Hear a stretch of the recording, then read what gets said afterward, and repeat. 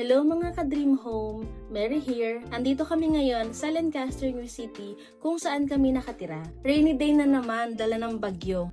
Dumaan ng malakas na ulan at malakas na hangin. Pero sobrang thankful kami dahil dito sa community namin, hindi kami binabaha. And kahit ilang beses na dumaan ng bagyo, safe pa rin kami. And talaga namang blessing yon. Pero alam nyo ba, sa ibang lugar kahit konting ulan lang, baha na agad. Hindi lang dahil sa ulan, kung hindi dahil sa kulang na flood control projects. Sayang kasi kung nagagawa ng maayos ang mga project, sana hindi na ganito ang sitwasyon. At sa mga opisyal, sana po ay unahin niyo ang proyekto para sa bayan at hindi para sa sariling bulsa. Nakakahiya naman po dahil sa kapabayaan at katiwalian. Ang baha ay nagiging normal na lang. Sino ang nahihirapan? Tayong mga Pilipino. Pero hindi pa huli ang lahat. Kung may tamang proyekto, may tamang pagpapatupad, kayang-kaya nating maiwasan ang ganitong problema. Para sa bayan, para sa bawat Pilipino, lahat tayo deserve ng ligtas na komunidad.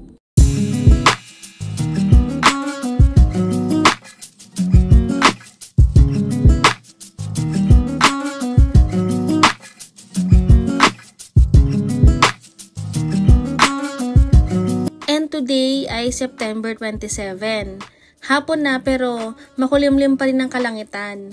Samahan niyo ako sa isang maiksing community tour dito sa Lancaster, New City para sa updates lalo na pagkatapos ng malakas na bagyo.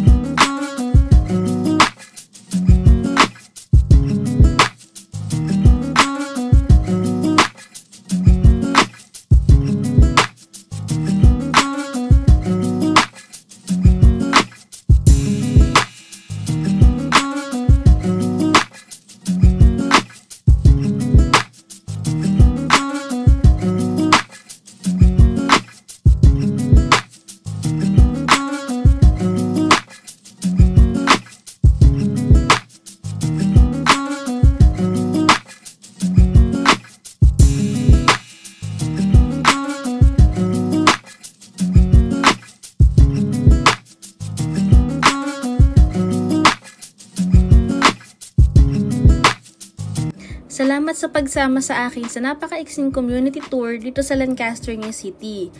Normal pa rin ang paligid matapos ang malakas na bagyo at maayos ang kalsada at facilities para sa mga residente. Kung gusto nyo pang makakita ng updates at community tours dito, huwag kalimutang i-follow at mag-subscribe sa aking YouTube channel. Ingat lagi mga ka-Dream Home at sana ay magtuloy-tuloy na ang magandang panahon para sa ating lahat.